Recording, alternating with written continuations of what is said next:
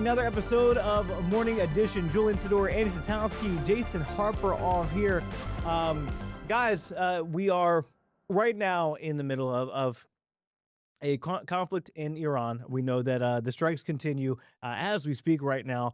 We're going to talk about that, but not necessarily what's going on in Iran, but something that happened on the prediction markets. An account trading under the username MAGA My Man placed a made more than $553,000 placing predictions on prediction market Polymarket that Iran's Supreme Leader Ayatollah Ali Khamenei would be out of power just before the Israeli strike killed him on Saturday. We talked about this with our chief of analyst, Khalif Rhodes.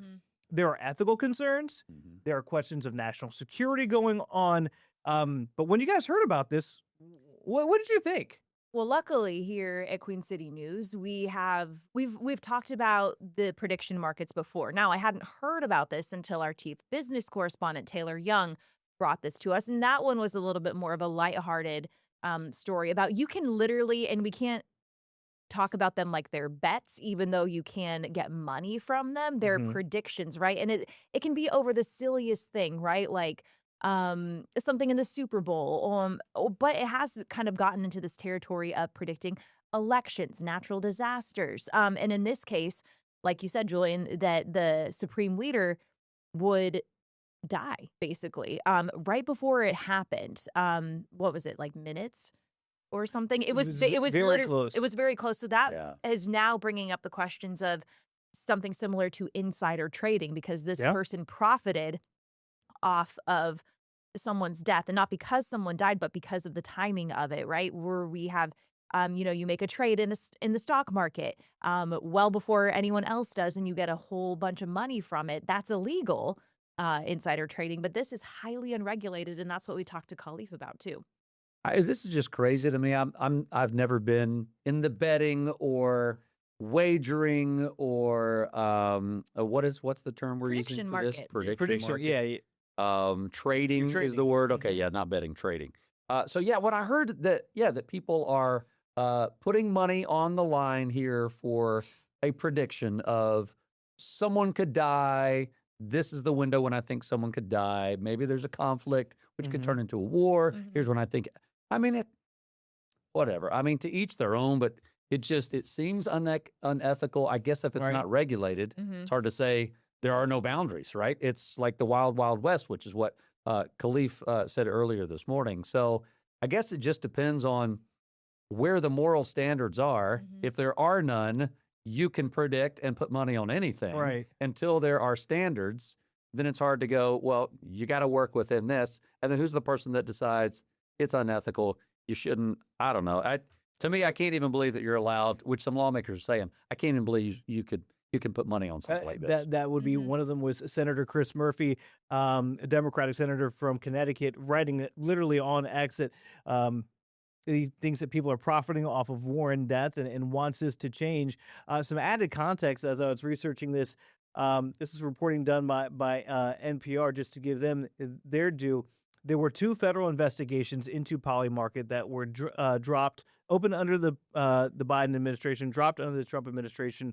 And even this year, in January, an anonymous trader made hundreds of thousands of dollars for placing a suspiciously well-timed trade ahead of the arrest of Venezuelan leader Nicolas Maduro. And then a month later, Israel actually charged 2 people for using classified information to place trades on Polymarket about the upcoming attacks on Iran when the countries fought a 12-day war last June. So it's not even to the point where we're wondering if classified information is being used. Not saying it's happening here in the United States, but we have a case where somebody's being prosecuted in Israel for doing exactly that.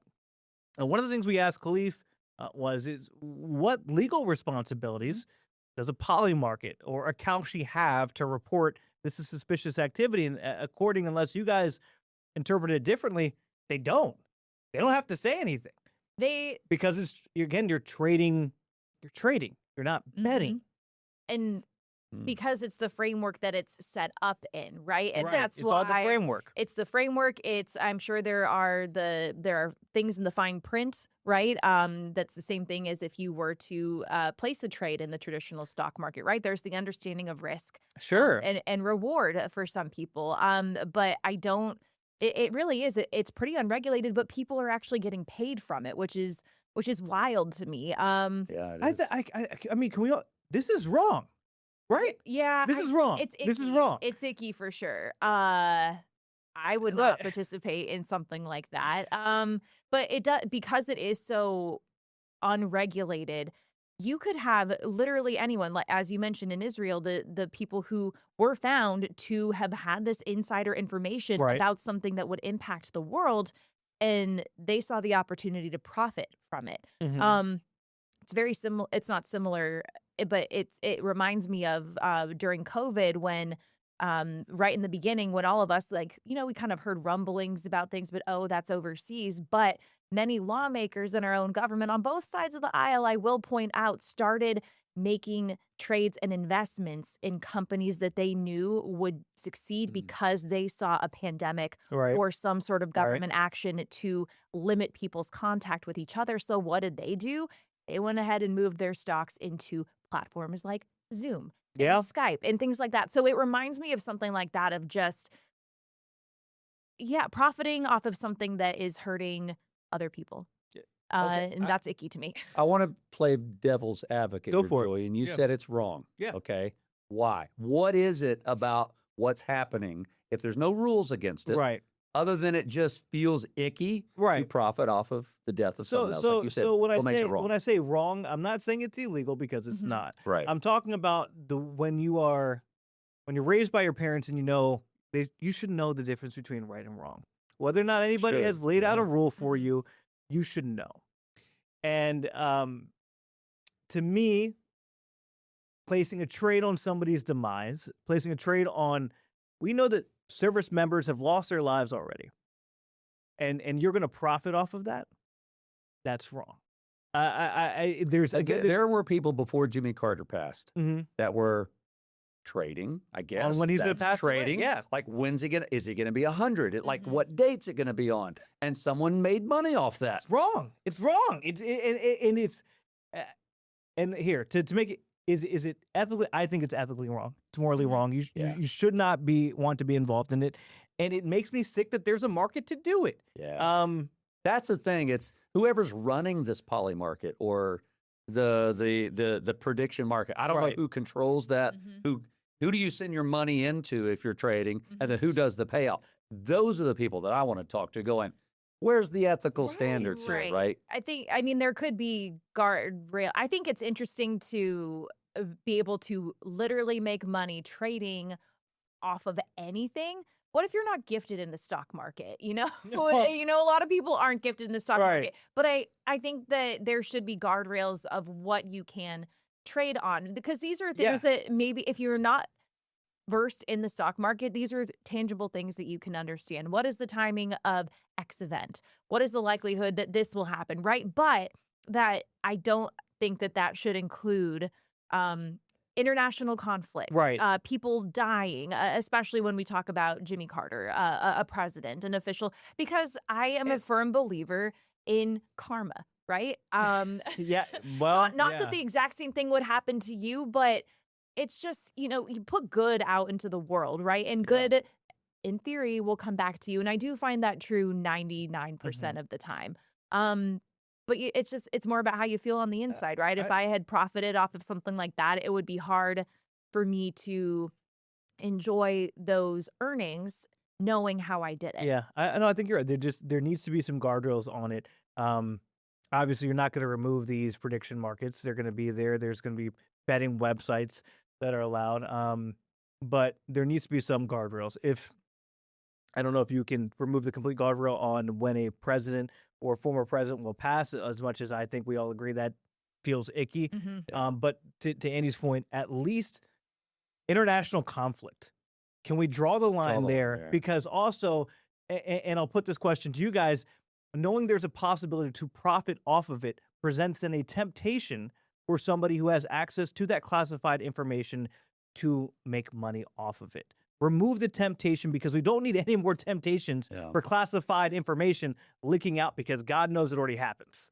I have one final question before we move on to the next topic. Have you guys seen the show on Netflix from a couple years ago? It's with James Franco. It's called 11/22/63. Yes. No. So Yes. James Frank, by the way, that is the date that JFK was assassinated. 11/22/63. It's the name of the show. So he's a history teacher.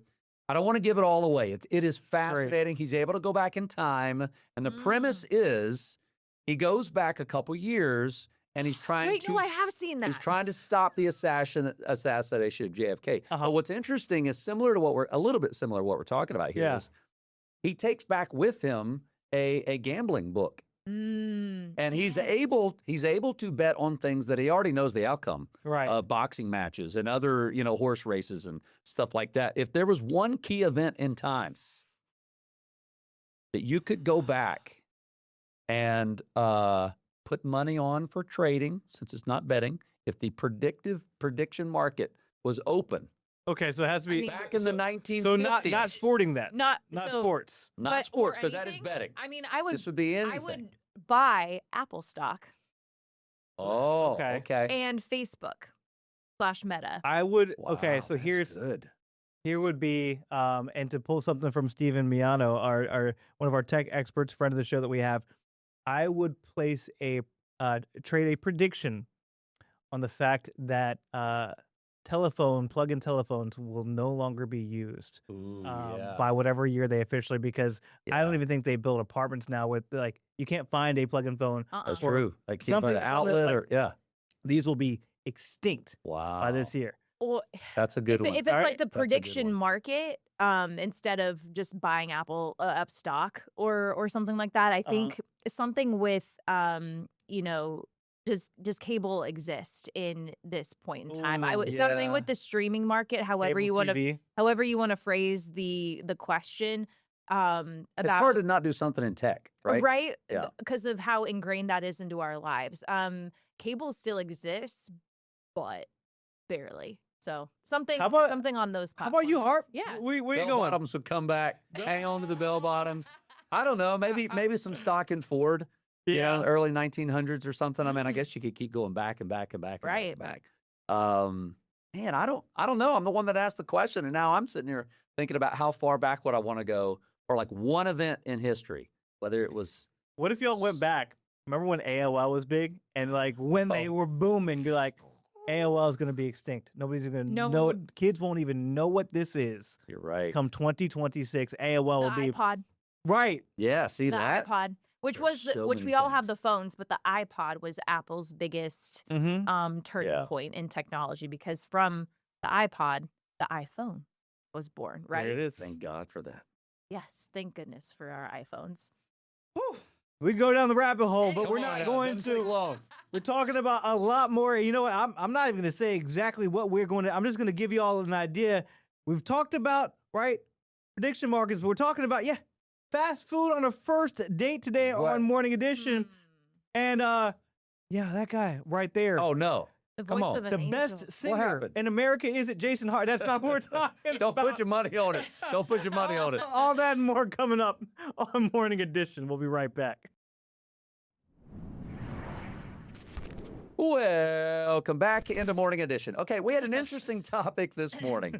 Anything that has to do with food, we're all jumping in this morning. All right, so we're talking with Jane King, our business correspondent at the New York Stock Exchange. Here's the interesting story that came out. 70% of singles, I thought it was Gen Zers, 70% of singles say they would be open to having their first date at a fast food restaurant. According to recentdatingnews.com, housing costs too high, young people crippling student debt, leading first daters to choose a cheaper first date. Among the various fast food options, Chick-fil-A was the most popular, 20% of singles saying that's their number one pick for a first date. So let's rewind back to the top. Okay. Would you, if Bring it you're back. going on a first date? Now, I'm going to start with us guys, Annie. Okay. Because we're the ones, at least for us, kind of more old school, kind of conservative guys when it comes to we like to create the first date. Yes. Would we choose a first date at a fast food restaurant. Then, Annie, I want to know if you would accept it on your end. Okay. Julian, would you take a first date to a fast food restaurant? Absolutely not. Are you kidding me? I thought you were going to say absolutely. No. Why? No. Why, Julian? Even Okay, so Chick-fil-A? here's look. Here's the thing. Maybe on a second or a third date, if there was a story behind it, right? But for your first date, and I Okay. get it, money can be an object. Right. Mm-hmm. Creativity is free. Whoa. Whoa. You can find Let a that way. sink in, everyone. You gotta let that you breathe can- for a second. right? Wow. Like, you can take somebody and go to the airport overlook.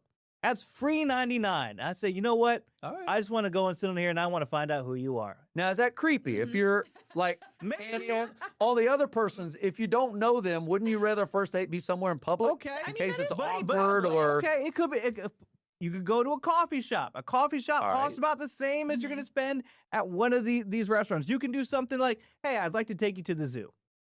Yeah, Okay, let's go meet. Zoo back home is free, but like admission isn't going to be that much. Okay. You can find something that isn't super expensive Yeah. that is better than taking somebody to a fast food restaurant. And here's why, right? It's a cheap food place. They're not a cheap date. Yeah. Because if you care about the person, right? Oh. Yeah. They're not cheap. So the location of the first date Sends a sometimes message. sends a message 100%. as to what you think about this How do I potential value you? Ooh, person. Yeah. I only value like $1 menu. Ouch. Chick-fil-A. I mean, Chick-fil-A is not cheap. It's not No, cheap. it's not. I think it's the because that even if it's not actually cheap, it's the connotation Right. that Right. fast Well, food Andy, you carries. gotta go. I will. We gotta go to Jason. I'm disagreeing. Okay, I'm disagreeing with you.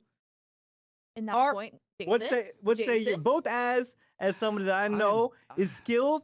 You know, you pulled Angie. You know, and from what I've heard from Angie, Harp's a little bit of a romantic, Oh. I am. but also you're a father of daughters.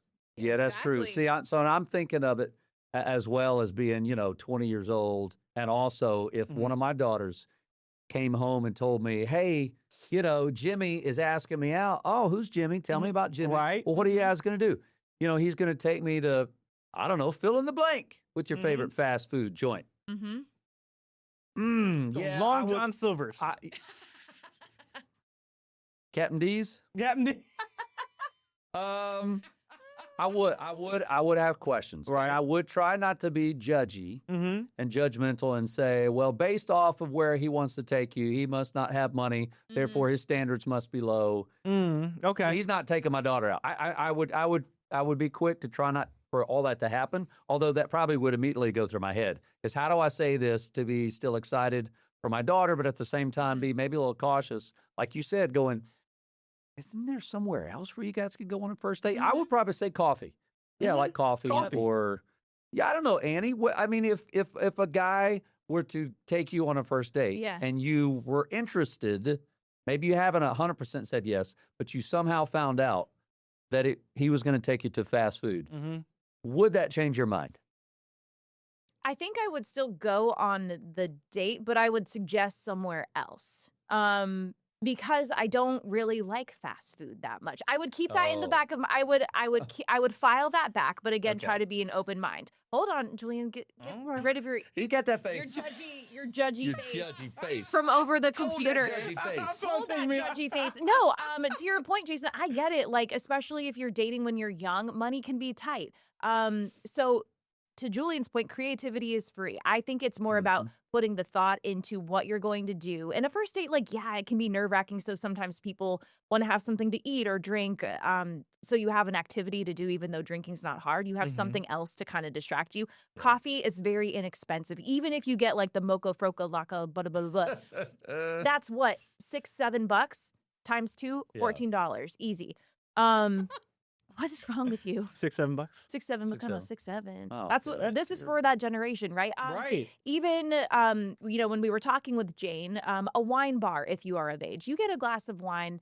I mean, in Charlotte, it does get a little expensive. That does get a little expensive. So I think coffee is great, especially it takes the pressure off of the first date. You don't feel bad that you went to an expensive steak dinner. You don't feel bad that you went on this really elaborate thing. And if you're just not vibing, then then there you go. My first date with my husband was out to lunch, but we had talked about how much we both loved Thai food. He said, I know a great spot, and I was new to town. He's like, I know a great spot. I think you're really going to like it. Let's meet up for lunch there. It was perfect. And then, I mean, we spent 3 hours there kind of exploring it's in a indoor market. We spent 3 hours just sitting and talking, and the environment was good, but it was something that he knew. So he didn't take it. So he didn't take you to fast food. He didn't take me to fast food. No. But so to your point, back then, if he had, I would have said, why don't we get coffee instead? Okay. I would have tried to redirect and give the opportunity. My last thought, I'm not surprised by this, guys, and here's why. Because I think now with the invention of dating apps and everything like that, the kids today want something instantaneous. They want something that doesn't require a lot of effort. Not a lot of things require creativity. I heard a report that people don't know how to come up to any people in bars or restaurants or even out in a park to tell them that they're interested in them because they don't have that skill anymore, because they don't talk in person. So I'm not surprised by this because they want things easy. Work for it and find somebody who's going to work for you. That's you do. Preach. You got to work. You got to work. Work. That's what Riri said. All right, That's we'll be real back easy. with more Morning Edition right after this, talking about the songbird of our generation, Jason Harper. Oh, God. Work.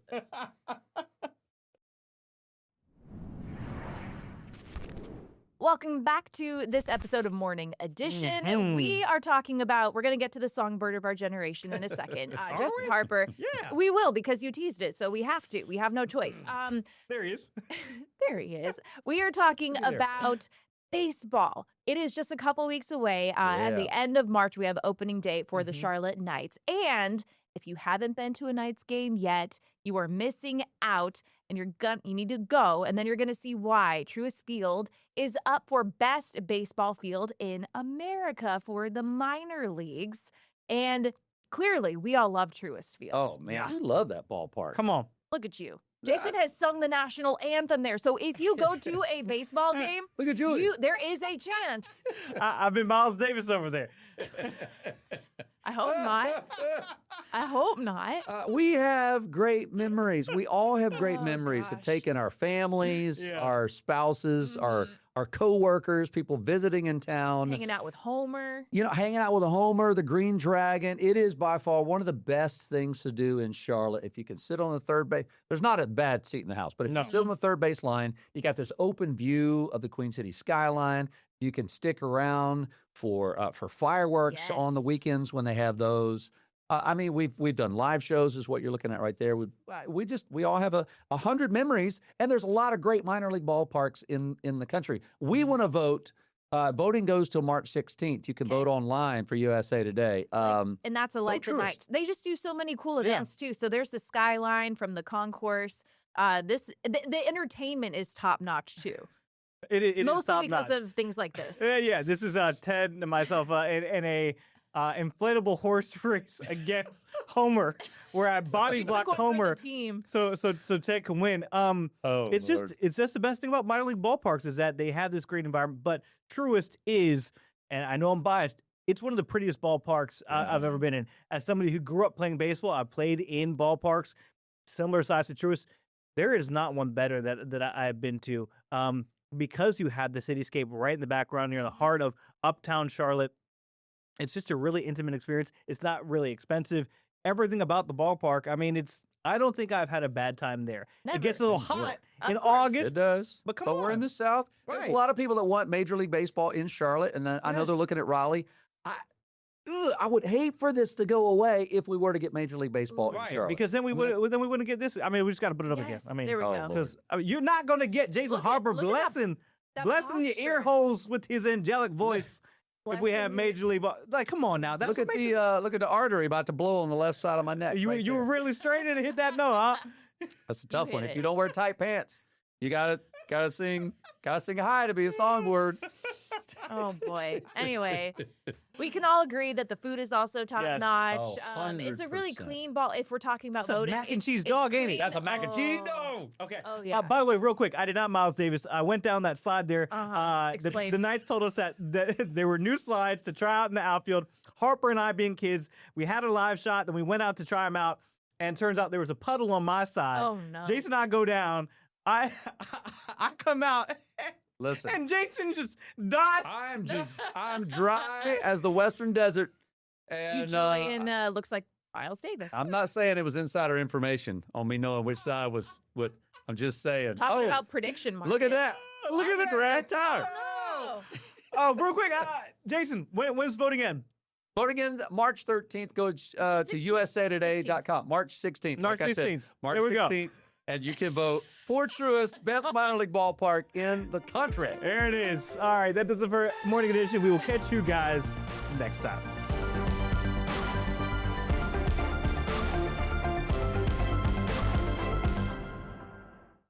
Queen City News Plus. Just search Queen City News on your smart TV's app store.